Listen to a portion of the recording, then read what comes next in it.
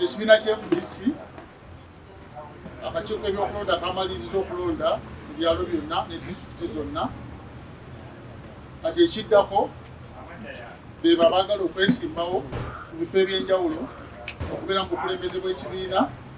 Foomu zino zolina okujjuza n'oteekako n'ekifo ky'oyagala, era foomu ezijja kukomezebwa ku edikwota bamemba bonna abaana abazinonye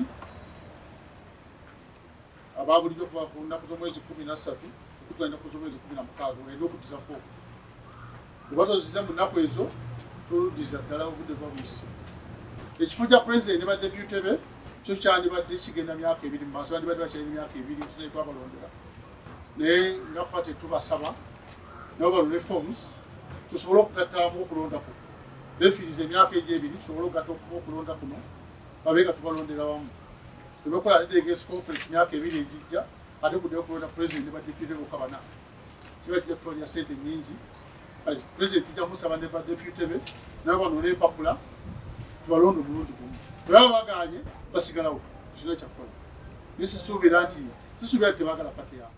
Download the app on App Store or Google Play Store now. Vision Digital Experience, the future of media.